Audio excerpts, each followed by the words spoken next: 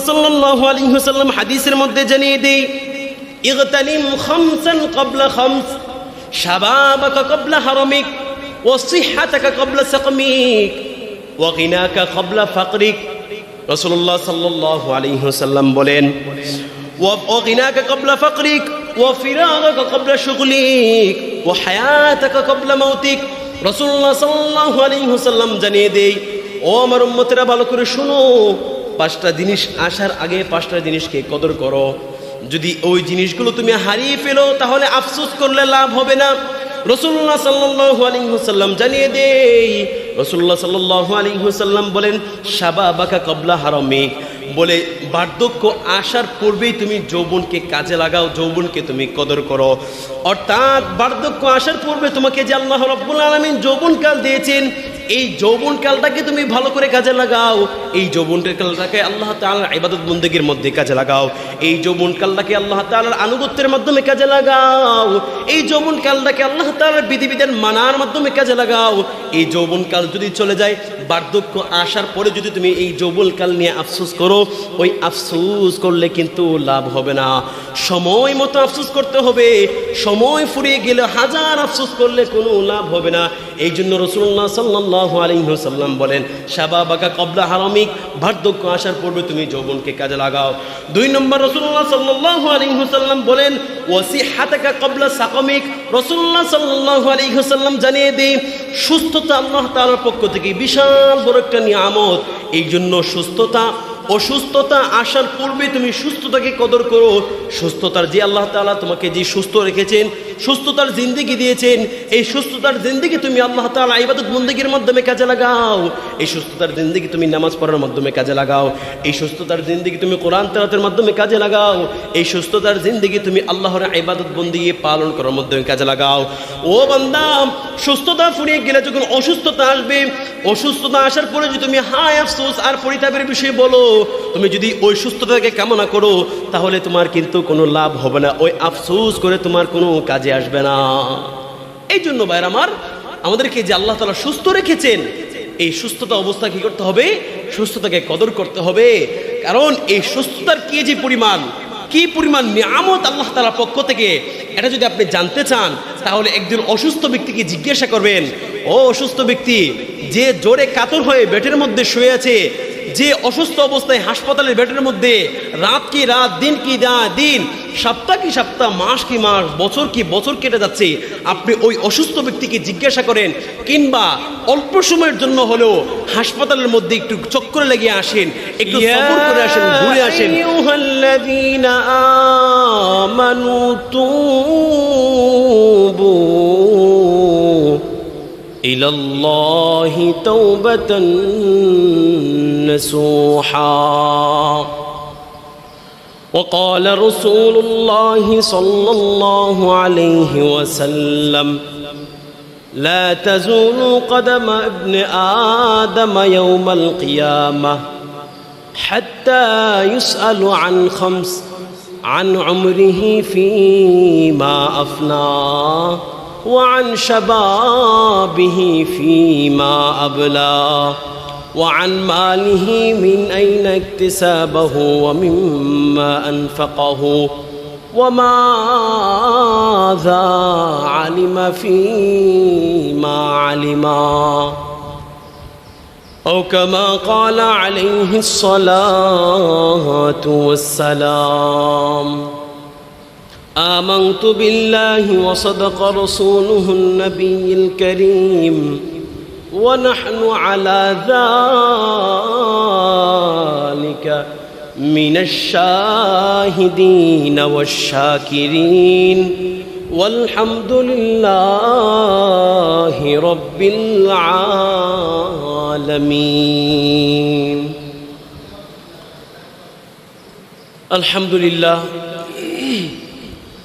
মহান আল্লাহ পাক রব্বুল আলামিনের দরবারে অসংখ্য অগণিত শুকর ও সুজুদ, লাখো কোটি শুকরিয়া আদায় করছি ওই মহান রব্বুল আলামিনের দরবারে, যে মহান রব্বুল আলামিন পবিত্র জুমআর দিনে জুমআ নামাজ আদায়ের উদ্দেশ্যে তওবার নিয়তে আল্লাহর ঘর মসজিদের মধ্যে সবার আগে আগে আসার তৌফিক দিয়েছেন।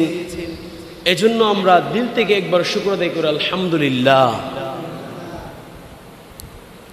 আল্লাহ রাব্বুল আলামিন সবার আগে আগে মসজিদের মধ্যে আমাদেরকে আসার সুযোগ দিয়েছেন, তৌফিক দিয়েছেন। এটা আল্লাহ তাআলার পক্ষ থেকে বিশাল বড় একটা নিয়ামত। কি বলেন? নিয়ামত না? আল্লাহ তাআলা যদি আমাদেরকে মহাব্বত নাই করতেন, পছন্দ নাই করতেন, অনুগ্রহ নাই করতেন, তাহলে কি আমরা সবার আগে আগে মসজিদের মধ্যে আসতে পারতাম? আসতে পারতাম না।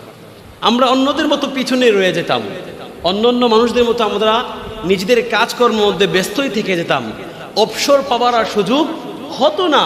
আল্লাহ তাআলা আমাদেরকে তৌফিক দিয়েছেন, মহাব্বত করেছেন, পছন্দ করেছেন বিদায় শুক্রবার জুমার দিন জুমার নামাজের ফজিলত জেনে শুনে অন্তরের মধ্যে লালন করে সবার আগে আগে মসজিদের মধ্যে আসার তৌফিক দিয়েছেন।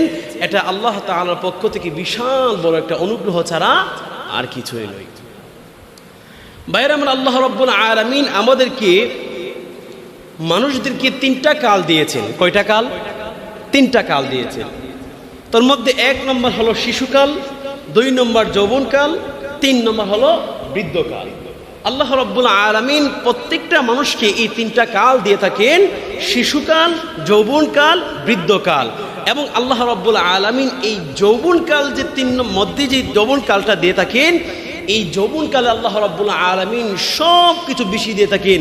শক্তি, সামর্থ্য যা কিছু রয়েছে একটা যুবকের যৌবনকালে আল্লাহ রাব্বুল আলামিন বেশি এই জন্য দিয়ে থাকেন যেন এই যুবকরা বেশি করে এবং খুব ইখলাসের সাথে, খুব আন্তরিকতার সাথে আল্লাহ তাআলার ইবাদত বন্দেগীগুলো যথার্থভাবে পালন করতে পারে।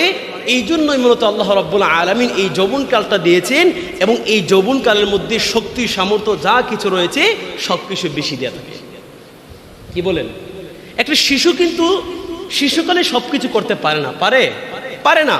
ঠিক তদ্রূপ একটা শিশু যেমন শিশুকালে কিছু করতে পারে না, একটা মানুষ যখন বৃদ্ধে উপনীত হয়ে যায় ওই মানুষটাও শিশুর মতো কিছু করতে পারে না। এই জন্য আল্লাহ রাব্বুল আলামিন বলেন, বান্দা আমি আল্লাহ শিশুকালের হিসাব নিব না, একদম বৃদ্ধকালের হিসাব নিব না, তবে হিসাব নিব খুব গুরুত্ব সহকারে এবং খুব জাস্টিফাই করে, কঠিন করে আমি আল্লাহ তাআলা হিসাব নিব, যৌবনকালের হিসাবটা নিব। কেন হিসাব নিব? কারণ এই যৌবনকে আমি আল্লাহ তাআলা তোমাদেরকে শক্তি, সামর্থ্য বেশি দিয়েছি যেন তোমরা আমার ইবাদত বন্দেগীগুলো যথার্থভাবে পালন করো, তোমরা আমার ইবাদতগুলো খুব আন্তরিকতার সাথে পালন করো, তোমরা আমার ইবাদতগুলোকে খুব যত্ন সহকারে পালন করতে পারো। এই জন্য আমি আল্লাহ তাআলা তোমাদেরকে এই যৌবনকালটা দিয়েছি এবং এই যৌবনকাল হিসাবটা আমি আল্লাহ তাআলা খুব কঠিনভাবে তোমাদের থেকে নিব। হাদিসের মধ্যে এমনটাই আসছে যে যৌবনকালের যে ইবাদতগুলো রয়েছে, যৌবনকালের যে বন্দেগীগুলো রয়েছে, এই বন্দেগীগুলোর, এই ইবাদতগুলোর কদর মর্যাদা আল্লাহ তাআলার নিকট বহুত অনেক পরিমাণ। কেন? কারণ এই যৌবনকালের মধ্যে আল্লাহ তাআলা শক্তি, সামর্থ্য বেশি দিয়ে থাকেন। হাদিসের মধ্যে আসছে রাসূলুল্লাহ সাল্লাল্লাহু আলাইহি ওয়াসাল্লাম বলেন, হযরত ইবনে মাসউদ রাদিয়াল্লাহু তাআলা আনহু থেকে বর্ণিত, রাসূলুল্লাহ সাল্লাল্লাহু আলাইহি ওয়াসাল্লাম জানিয়ে দেন, لا تزول قدم ابن آدم يوم القيامة حتى يسأل عن 5: عن عمره فيما أفناه، وعن شبابه فيما أبلاه، وعن ماله من أين اكتسبه ومما أنفقه، وماذا علم فيما علم। রাসূলুল্লাহ সাল্লাল্লাহু আলাইহি ওয়াসাল্লাম বলেন যে কাল কিয়ামতের দিন বিভীষিকাময় মুহূর্তে, কঠিন বিচারের সম্মুখীন যখন সকল মানুষ হবে রে যুবক, বলে যে এই কাল কিয়ামতের দিন যখন মানুষ চিন্তায় পেরেশানি অবস্থায় মানুষের মাথার ঘাম পায়ের মধ্যে পড়তে থাকবে, ওই বিভীষিকাময় মুহূর্ত এমন কঠিন হবে, এমন ভয়ঙ্কর হবে যে মানুষ, যে সন্তান তার ছেলেকে চিনবে না, বাবা তার ছেলে পরিচয় দিবে না, স্ত্রী স্বামীর পরিচয় দিবে না, স্বামী স্ত্রীর পরিচয় দিবে না, ভাই বোনের পরিচয় দিবে না, বোন ভাইয়ের পরিচয় দিবে না, আত্মীয় স্বজন একে অপরের পরিচয় দিবে না। প্রত্যেকটা মানুষ নিজেরা এমন পেরেশান, এমন হয়রান হবে যে একে অপরের যে আত্মীয় লাগে সেই আত্মীয় সম্পর্কটা বলে যাবে। বলে এই বিভীষিকাময় মুহূর্তে মানুষ চিন্তায় পেরেশান হয়ে মানুষের মাথার ঘামগুলো পায়ের মধ্যে পড়তে থাকবে। বলে যে এই ঘাম এমন হবে কখনো কোনো মানুষের গাম হবে হাঁটু সমান হবে, আবার কোনো মানুষের গাম হবে কোমর সমান হবে।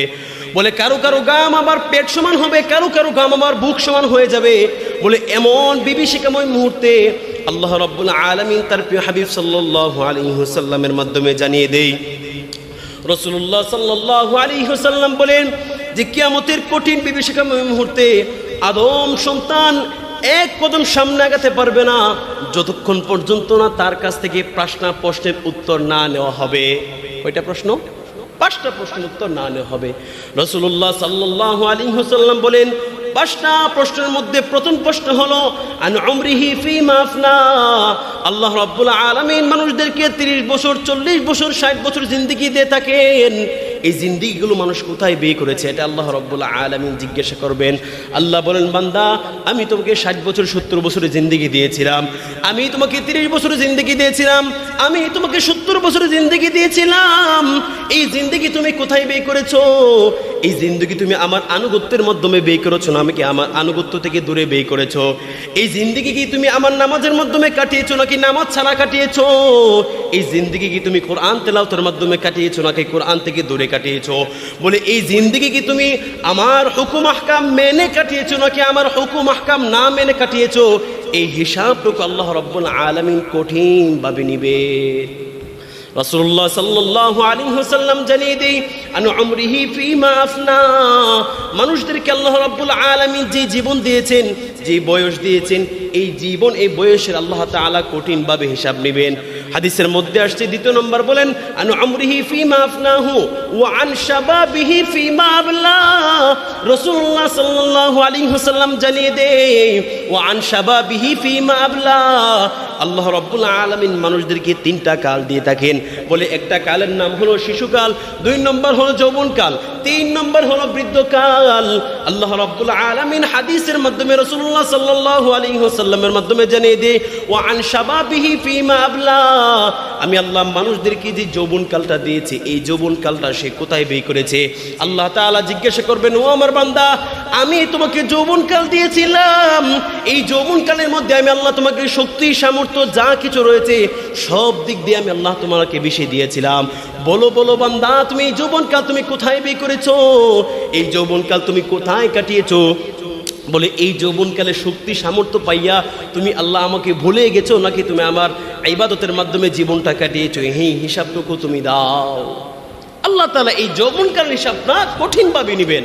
রাসূলুল্লাহ বলেছেন যে আশ-শু'বাতু, রাসূল বলেন আশ-শাবাবু শু'বাতুম মিনাল জুনুন। যৌবনকালটা হলো একটা পাগলামি কাল।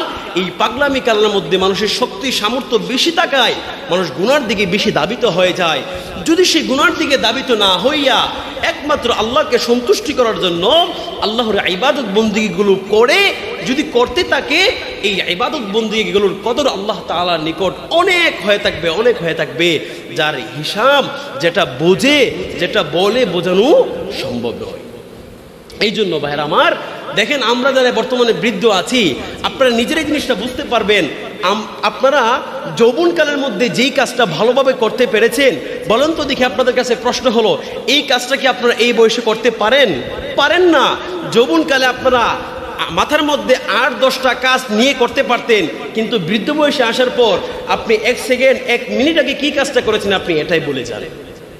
বিবি সাহেব বলেছে বাজার থেকে পান নিয়ে আসো, সুপারি নিয়ে আসো, সাথে একটু জর্দাও নিয়ে আসবা, কিন্তু বাজারের মধ্যে যাওয়ার পরে আপনার শুধু পানের কথাই মনে আছে, জর্দা সুপারির কথা মনে থাকে না।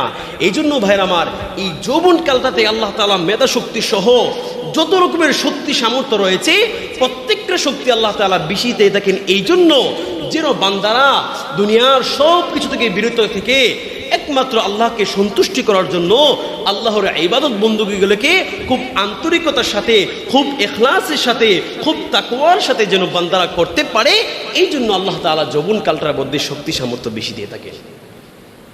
বলে হাদিসের মধ্যে রাসূলুল্লাহ সাল্লাল্লাহু আলাইহি ওয়াসাল্লাম 3 নম্বর জানিয়ে দেই। রাসূলুল্লাহ সাল্লাল্লাহু আলাইহি ওয়াসাল্লাম বলেন ওয়া আন মালিহি মিন আইনা ইকতিসাবাহু ওয়া মিম্মা আনফাকাহু। রাসূলুল্লাহ সাল্লাল্লাহু আলাইহি ওয়াসাল্লাম জানিয়ে দেয় যে মানুষদেরকে আল্লাহ তাআলা কিয়ামতের দিন 5টা প্রশ্ন উত্তর না দেওয়া পর্যন্ত সামনে এক কদম আগাতে পারবে না। তন্মধ্যে 3 নম্বর হলো ওয়া আন মালিহি মিন আইনা ইকতিসাবাহু ওয়া মিম্মা আনফাকাহু। ও বান্দারা আমার, তুমি তোমার 60 বছর, তুমি তোমার 70 বছর জিন্দেগির মধ্যে যেই ধন সম্পদ তুমি অর্জন করেছো, যেই ধন সম্পদ তুমি কামাই করেছো, অর্জন করেছো, সঞ্চয় করেছো, এই ধন সম্পদ তুমি কিভাবে, কি পন্থায় অর্জন করেছো? বলে বান্দা, তুমি যে ধন সম্পদ অর্জন করেছো, তুমি যে গাড়ি কিনেছো, বাড়ি করেছো, তুমি যে ব্যাংক ব্যালেন্স করেছো, এই ব্যাংক ব্যালেন্স অর্থ উপার্জন কি হালাল পন্থায় হয়েছে না হারাম পন্থায় হয়েছে রে যুবক? এই হিসাবটুকু আল্লাহ রাব্বুল আলামিন কঠিনভাবে নেবেন। বলে বান্দা, আমি তোমার নিকট 2টা পন্থা দিয়ে দিলাম, একটা হলো হালাল পন্থা আর একটা হলো হারাম পন্থা। হালাল পন্থায় চলতে গেলে একটু কষ্ট হবেই স্বাভাবিক, কারণ এই হালাল পন্থায় আল্লাহ রাব্বুল আলামিন বান্দাদেরকে পরীক্ষা করবেন, আর পরীক্ষা মানি হলো স্বাভাবিক কষ্টের বিষয়। এই জন্য হালাল পথে চলতে গেলে, সোজা পথে চলতে গেলে একটু কষ্ট হবেই স্বাভাবিক। আর যদি তুমি হারাম পন্থায় সম্পদ উপার্জন করে রে যুবক, তুমি যদি হারাম পন্থায় সম্পদ উপার্জন করো, এটা তোমার জন্য সহজ হয়ে যাবে। আল্লাহ তাআলা জিজ্ঞাসা করবেন, বান্দা তুমি যে 70 লক্ষ কোটি করে টাকা তুমি অর্জন করেছো, সঞ্চয় করেছো, এই টাকা তুমি বৈধ পন্থায় উপার্জন করেছো নাকি অবৈধ পন্থায় উপার্জন করেছো?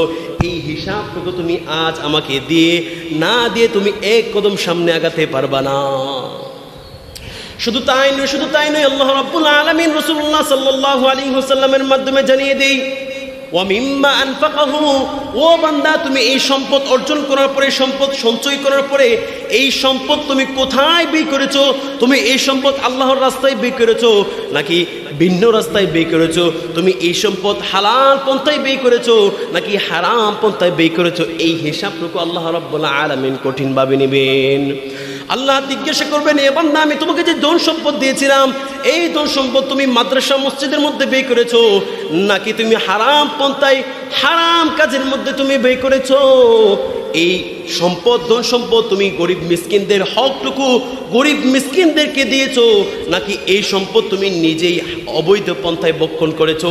এই হিসাবটুকু আল্লাহ রাব্বুল আলামিন কঠিনভাবে নেবেন। 4 নম্বর রাসূলুল্লাহ সাল্লাল্লাহু আলাইহি ওয়াসাল্লাম জানিয়ে দেই, রাসূলুল্লাহ সাল্লাল্লাহু আলাইহি ওয়াসাল্লাম বলেন, আন আমরিহি ফীমা আফনা ওয়া আন শাবাবিহি ফীমা আবলা ওয়া আন মালিহি মিন আইনা ইকতিসাবাহু ওয়া মিম্মা আনফাকাহু। 5 নম্বর রাসূলুল্লাহ সাল্লাল্লাহু আলাইহি ওয়াসাল্লাম বলেন, ওয়া আন মালিহি ওয়া মিম্মা আলিমা ফীমা আলিমা। রাসূলুল্লাহ সাল্লাল্লাহু আলাইহি ওয়াসাল্লাম বলেন, যেই ইলম তুমি অর্জন করেছো, যেই ইলম তুমি শিখেছো, এই অনুযায়ী তুমি কতটুকু আমল করেছো, এই হিসাবটুকু আজকে না দেওয়া পর্যন্ত তুমি সামনে এক কদম আগাতে পারবা না। এখন প্রশ্ন হলো যে ইলম কি শুধু আলেমরা শিখে নাকি আপনারা মুরব্বীরা শিখে না, যুবকরা শিখে না, সাধারণ মানুষরা কি ইলম শিখে না? প্রত্যেকটা মানুষই কিন্তু ইলম অর্জন করে। আর ভাই ইলম কি? ইলম হলো জ্ঞান, জানা। আপনি নামাজ সংক্রান্ত যে সমস্ত বিধিবিধান জেনেছেন, যে সমস্ত মাসলা জেনেছেন, ওই অনুযায়ী আপনি কতটুকু আমল করেছেন, এটাই আল্লাহ তাআলা হিসাব নেবেন। কালকে কিয়ামতের দিন হিসাব নেবেন। ও বান্দা, তুমি কি জোহরের নামাজ কিভাবে পড়তে হয় সেটা জানতা না? আসরের নামাজ কিভাবে পড়তে হয় সেটা জানতা না? মাগরিবের নামাজ কিভাবে পড়তে হয় সেটা জানতা না? বান্দা বলবে, হ্যাঁ আল্লাহ আমি জানতাম, ছোটবেলা মক্তবের মধ্যে শিখেছি, ইমামদার কাছ থেকে প্রায় সময় সময় জেনে শিখেছি কিভাবে জোহর নামাজ পড়তে হয়, কিভাবে আসর নামাজ পড়তে হয়, কিভাবে মাগরিবের নামাজ পড়তে হয়, কিভাবে তাহাজ্জুদের নামাজ পড়তে হয়, কিভাবে আওয়াবিনের নামাজ পড়তে হয়, কিভাবে চাশতের নামাজ পড়তে হয়, সব কিছু আমি মক্তবের মধ্যে আমাদের উস্তাদদের আমাদেরকে জানিয়ে দিয়েছেন, প্র্যাকটিক্যালভাবে আমাদেরকে শিখিয়ে দিয়েছেন। এখনো পর্যন্ত সেটা স্মরণ আছে। আল্লাহ বলেন, বান্দা তুমি যা জেনেছো সেই অনুযায়ী তুমি কতটুকু আমল করেছো? তুমি যাই জেনেছো তুমি ততটুকু কি আমল করেছো সেটা আমাকে আজকে জানাও। যদি ওই বিভীষিকাময় মুহূর্তে আমি আপনি যদি এই হিসাবটুকু না দিতে পারি, এই প্রশ্নের উত্তর যদি না দিতে পারি, আমার আপনার পক্ষে এক কদম সামনে আগানো সম্ভব হবে না। এই জন্য ভাইরা আমার বলতেছিলাম, যৌবনকালের ইবাদতটা আল্লাহ তাআলার নিকট খুব গুরুত্বপূর্ণ একটা ইবাদতের সময়। যৌবনকালেরটা আল্লাহ তাআলার নিকট খুব মূল্যবান একটা সময়। যৌবনকে আল্লাহ তাআলার নিকট খুব গুরুত্বপূর্ণ একটা কাজ। আরেক হাদিসের মধ্যে রাসূলুল্লাহ সাল্লাল্লাহু আলাইহি ওয়াসাল্লাম জানিয়ে দেই, রাসূলুল্লাহ সাল্লাল্লাহু আলাইহি ওয়াসাল্লাম হাদিসের মধ্যে জানিয়ে দেই, ইগতানিম খামসান ক্বাবলা খামস, শাবাবাকা ক্বাবলা হারামিক, ওয়া সিহহাতাকা ক্বাবলা সাকমিক, ওয়া গিনাকা ক্বাবলা ফাকরিক। রাসূলুল্লাহ সাল্লাল্লাহু আলাইহি ওয়াসাল্লাম বলেন, ওয়া গিনাকা ক্বাবলা ফাকরিক, ওয়া ফিরাগাকা ক্বাবলা শুগলিক ওয়া হায়াতাকা ক্বাবলা মাউতিক। রাসূলুল্লাহ সাল্লাল্লাহু আলাইহি ওয়াসাল্লাম জানিয়ে দেই, ও আমার উম্মতেরা ভালো করে শোনো, 5টা জিনিস আসার আগে 5টা জিনিসকে কদর করো। যদি ওই জিনিসগুলো তুমি হারিয়ে ফেলো তাহলে আফসোস করলে লাভ হবে না। রাসূলুল্লাহ সাল্লাল্লাহু আলাইহি ওয়াসাল্লাম জানিয়ে দেই, রাসূলুল্লাহ সাল্লাল্লাহু আলাইহি ওয়াসাল্লাম বলেন শাবাবাকা ক্বাবলা হারামিক, বলে বার্ধক্য আসার পূর্বেই তুমি যৌবনকে কাজে লাগাও, যৌবনকে তুমি কদর করো। অর্থাৎ বার্ধক্য আসার পূর্বে তোমাকে যে আল্লাহ রাব্বুল আলামিন যৌবনকাল দিয়েছেন, এই যৌবনকালটাকে তুমি ভালো করে কাজে লাগাও। এই যৌবনকালটাকে আল্লাহ তাআলার ইবাদত বন্দেগীর মধ্যে কাজে লাগাও। এই যৌবনকালটাকে আল্লাহ তাআলার আনুগত্যের মাধ্যমে কাজে লাগাও। এই যৌবনকালটাকে আল্লাহ তাআলার বিধিবিধান মানার মাধ্যমে কাজে লাগাও। এই যৌবনকাল যদি চলে যায়, বার্ধক্য আসার পরে যদি তুমি এই যৌবনকাল নিয়ে আফসোস করো, ওই আফসোস করলে কিন্তু লাভ হবে না। সময় মতো আফসোস করতে হবে। সময় ফুরিয়ে গেলে হাজার আফসোস করলে কোনো লাভ হবে না।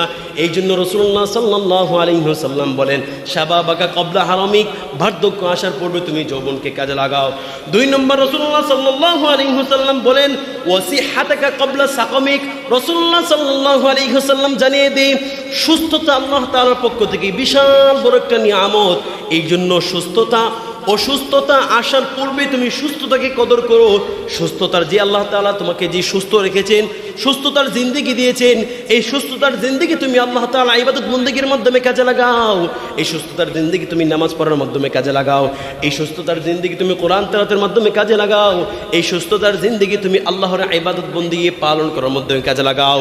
ও বান্দা, সুস্থতা ফুরিয়ে গেলে যখন অসুস্থতা আসবে, অসুস্থতা আসার পরে যদি তুমি হায় আফসোস আর পরিতাপের বিষয়ে বলো, তুমি যদি ওই সুস্থতাকে কামনা করো, তাহলে তোমার কিন্তু কোনো লাভ হবে না। ওই আফসোস করে তোমার কোনো কাজে আসবে না।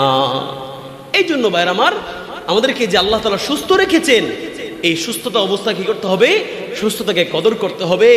কারণ এই সুস্থতার কি পরিমাণ নিয়ামত আল্লাহ তাআলার পক্ষ থেকে, এটা যদি আপনি জানতে চান তাহলে একজন অসুস্থ ব্যক্তিকে জিজ্ঞাসা করবেন, ও অসুস্থ ব্যক্তি, যে জোরে কাতর হয়ে বেডের মধ্যে শুয়ে আছে, যে অসুস্থ অবস্থায় হাসপাতালের বেডের মধ্যে, রাত কি রাত, দিন কি দিন, সপ্তাহ কি সপ্তাহ, মাস কি মাস, বছর কি বছর কেটে যাচ্ছে, আপনি ওই অসুস্থ ব্যক্তিকে জিজ্ঞাসা করেন, কিংবা অল্প সময়ের জন্য হলেও হাসপাতালের মধ্যে একটু চক্কর লেগে আসেন, একটু সফর করে আসেন, ঘুরে আসেন, তখন আপনি বুঝতে পারবেন আল্লাহ তাআলা আপনাকে কি পরিমাণ নিয়ামতের মধ্যে ডুবন্ত রেখেছেন। আপনি তো ভাবতেছেন, হায় আফসোস, আমি তো দেখতেছি আমার প্রতিবেশী আমার থেকে অনেক ভালো, অনেক এগিয়ে আছে, ধন সম্পদের দিকে এগিয়ে আছে, ছেলে সন্তানের দিক দিকে এগিয়ে আছে, সব দিক দিয়ে সে সুখী আছে, আমি শুধু দুঃখী। না, এমনটা বাবার কিছু নেই।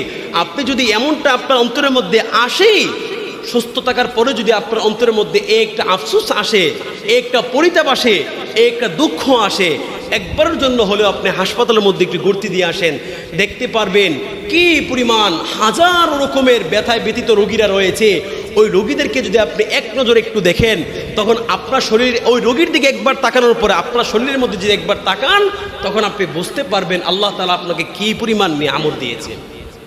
আপনি আপনার ঘরের মধ্যে থেকে, সমাজের মধ্যে থেকে এই জিনিসটা অনুধাবন করতে পারবেন না, কি পরিমাণ সুস্থতার মধ্যে, কি পরিমাণ নিয়ামতের মধ্যে ডুবন্ত রেখেছেন।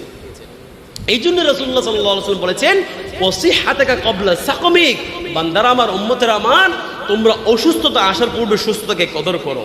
এই সুস্থতাকে যদি কদর না করো, আর এই নিয়ামত যদি আল্লাহ তাআলা চিনিয়ে নিয়ে অসুস্থতা দিয়ে দেয়, হাজারো আফসোস করলে কোনো লাভ হবে না।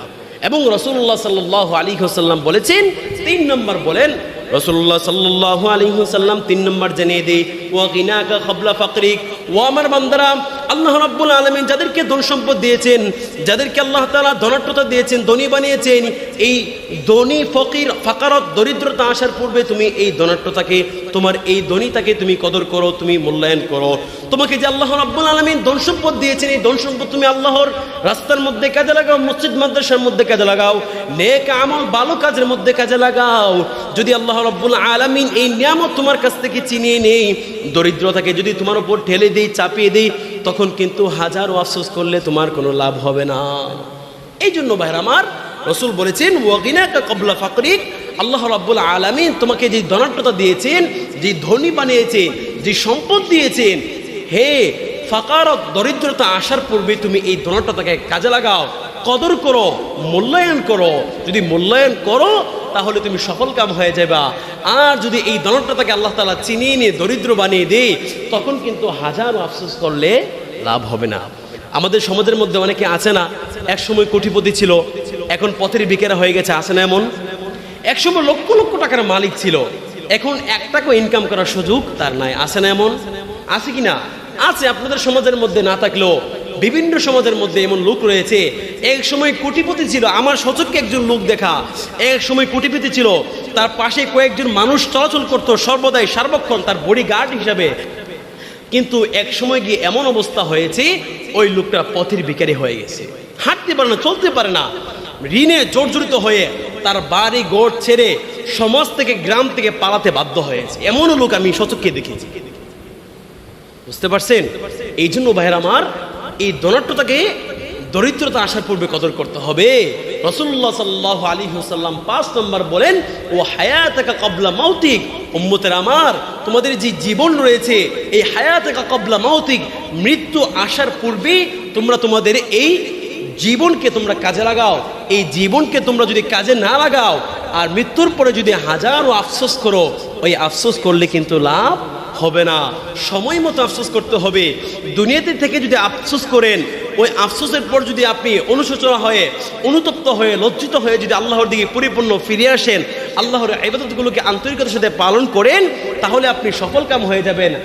আর যদি দুনিয়ার জিন্দেগি যদি ফুরিয়ে যায়, হে কবরের মধ্যে গিয়ে যদি আফসোস করেন, আখিরাতের মধ্যে গিয়ে যদি হাজারো আফসোস করেন, বলুন তো দেখি আমার আপনার পক্ষে কি দ্বিতীয়বার দুনিয়াতে আসার কোনো সুযোগ আছে? নাই। এই জন্য ভাইয়ের আমার, এই জন্য মানুষ বলে সফরে গেলে মানুষের ভুল ভাঙে।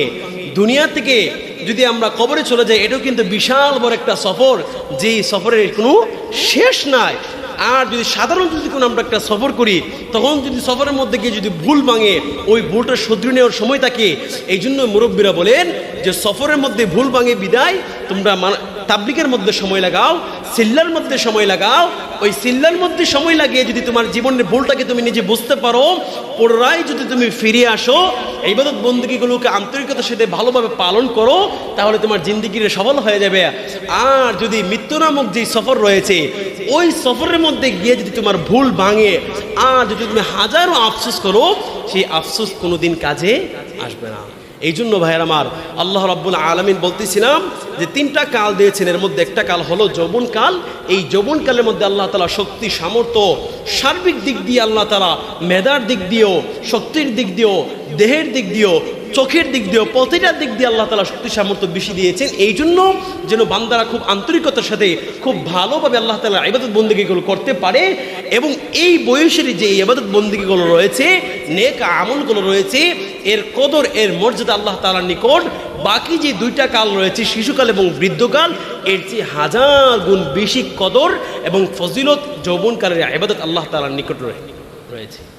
এই জন্য ভাইরা আমার, আসুন আমরা আমাদের বার্ধক্য আসার পূর্বে এই যৌবনকে কাজে লাগাই। এখন এই যৌবনকালের ফজিলতের আলোচনা করলাম। এখন যারা বৃদ্ধ রয়েছেন, যাদের বয়স একটু ফুরিয়ে গেছেন, অনেকের তো আফসোস হবে, হায় আমরা তো আমাদের যৌবনের মধ্যে আমল করতে পারি নাই, আমরা তো আমাদের এই যৌবনটাকে ভালো করে কাজে লাগাতে পারি নাই, তাহলে আমাদের কি হবে, আমাদের কি হবে? এখন তো আফসোস করলে লাজ হবে না। তবে এখন একটাই পারতে পারেন, আল্লাহ রাব্বুল আলামিন তওবার যে দরজা রয়েছে, তওবার দরজা মৃত্যু পর্যন্ত আল্লাহ তাআলা খোলা রেখেছেন। এখনও যদি আপনি বৃদ্ধ বয়সে তওবা করেন, আস্তাগফিরুল্লাহ তওবা করে আপনি যদি পুনরায় ফিরে আসেন, 5 ওয়াক্ত নামাজ জামাতের সাথে মসজিদের মধ্যে আদায় করতে পারেন, আল্লাহর হুকুম আহকামগুলো সঠিকভাবে মানতে পারেন, এখনও কিন্তু আপনার সেই তওবা দরজা, আল্লাহর পথে ফিরে আসার দরজা খোলা রয়েছে। ভাইরা আমার, শুধু যৌবনকালের ফজিলত যে আল্লাহ তাআলার নিকট বেশি, বিষয়টি এমন নয়, বরঞ্চ বৃদ্ধকালের ফজিলত আল্লাহ তাআলার নিকট অনেক রয়েছে, অনেক রয়েছে। মুসনাদে আহমদের মধ্যে হাদিসের মধ্যে আসছে, রাসূলুল্লাহ সাল্লাল্লাহু আলাইহি ওয়াসাল্লাম জানিয়ে দেয়, যখন কোনো একটা মানুষ 40 বছরে উপনীত হয়, যখন কোনো একটা মানুষ 40 বছর হয়, তখন আল্লাহ তাআলা ওই 40 বছর হওয়ার কারণে ওই মানুষটাকে একটা সম্মান দিয়ে থাকেন, একটা কদর দিয়ে থাকেন, একটা মর্যাদা দিয়ে থাকেন। সেই মর্যাদা হলো ওই মানুষটাকে আল্লাহ তাআলা উন্মাদ, কুষ্ঠরোগ এবং ডবল রোগ থেকে আল্লাহ তাআলা মুক্তি দিয়ে দেন। সুবহানাল্লাহ। 2 নম্বর, যখন একটা মানুষ যখন 50 বছর উপনীত হয়, তখন আল্লাহ রাব্বুল আলামিন ওই মানুষটার হিসাব নিকাশ হালকা করে দেন। জোরে বলুন সুবহানাল্লাহ। যেই মানুষটা 60 বছর উপনীত হই, রাসূলুল্লাহ সাল্লাল্লাহু আলাইহি ওয়াসাল্লাম জানিয়ে দেই, যেই মানুষটা 60 বছর উপনীত হই, ওই মানুষটাকে আল্লাহ তাআলা আল্লাহর রাস্তায় আল্লাহর দিকে ফিরে আসার সুযোগ করে দেন। জোরে বলুন সুবহানাল্লাহ। বলে যেই মানুষটা, যেই বৃদ্ধ মানুষের 70 বছর উপনীত হই, রাসূলুল্লাহ সাল্লাল্লাহু আলাইহি ওয়াসাল্লাম বলেন যেই মানুষটা 70 বছর উপনীত হই, ওই মানুষটাকে আসমানের যে অধিবাসীরা রয়েছে, ফেরেশতারা যারা রয়েছে, সকল ফেরেশতারা ওই 70 বছরের বৃদ্ধকে, ওই 70 বছরের বৃদ্ধাকে মহাব্বত এবং পছন্দ করে। জোরে বলুন সুবহানাল্লাহ। ওই 70 বছরের বৃদ্ধাকে ফেরেশতারা ভালোবাসতে শুরু করে, মহাব্বত করতে শুরু করে, পছন্দ করতে শুরু করে। ভাইরা আমার, যেই মানুষটা 80 বছর উপনীত হই, রাসূলুল্লাহ সাল্লাল্লাহু আলাইহি ওয়াসাল্লাম বলেন যেই মানুষটা 80 বছর উপনীত হই, ওই মানুষটার নেক আমলগুলো আল্লাহ তাআলা লিপিবদ্ধ করে নেন এবং বাকি যে অসৎ আমলগুলো রয়েছে আল্লাহ তাআলা এগুলো মাফ করে দেন। জোরে বলুন সুবহানাল্লাহ। ভাইরা আমার, যেই মানুষটা 90 বছর উপনীত হই, রাসূলুল্লাহ সাল্লাল্লাহু আলাইহি ওয়াসাল্লাম বলেন ওই মানুষটার সকল গুনাহ খাতা আল্লাহ তাআলা মাফ করে দেন এবং পরিবারের সদস্যদের জন্য শাফায়াতের সুযোগটুকু আল্লাহ তাআলা দান করেন। জোরে বলুন সুবহানাল্লাহ। এই জন্য ভাইরা আমার, শুধু যৌবনকালের যে ফজিলত আল্লাহ তাআলার নিকট রয়েছে বিষয়টা এমন নয়, বরঞ্চ বৃদ্ধ বয়সের মধ্যে আল্লাহ তাআলা ফজিলত দিয়েছেন। যদি আপনি এই বৃদ্ধ বয়সটাকে যথার্থভাবে কাজে লাগাতে পারেন, যদি আপনি এই বৃদ্ধ বয়সটাকে আল্লাহ তাআলার আনুগত্যের মাধ্যমে কাজে লাগাতে পারেন। এই জন্য ভাইরা আমার, যারাই আমরা যৌবনকালের মধ্যে আছি, আসুন আমাদেরকে আল্লাহ তাআলা এই যৌবনকালের মধ্যে শক্তি সামর্থ্য বেশি দিয়েছেন। এই শক্তি সামর্থ্যকে গুনাহের কাজের মধ্যে, অবৈধ কাজের মধ্যে, হারাম কাজের মধ্যে না লাগিয়ে আসুন আমরা আমাদের এই জীবনটাকে একমাত্র আল্লাহর রাহের মধ্যে, আল্লাহর রাস্তায় এই শক্তি, এই জীবনটাকে ব্যয় করি। যদি আপনি আমার জীবনটাকে আল্লাহর রাস্তায় ব্যয় করতে পারি, আল্লাহ তাআলা আমাকে আপনাকে দুনিয়া এবং আখিরাতের মধ্যে সফল কাম করে নেবেন। আল্লাহ রাব্বুল আলামিন আমাদের এই যৌবনকালের মধ্যে, বৃদ্ধকালের মধ্যে যেই কাজ করলে, যেই ইবাদত করলে, যেইভাবে করলে আল্লাহ তাআলা খুশি হবেন, সেইভাবে আমাদের সকলকে ইবাদত করার তৌফিক দান করুন। সকলে বলে আমিন। ওয়া আখিরু দাওয়ানা আলহামদুলিল্লাহি রাব্বিল আলামিন।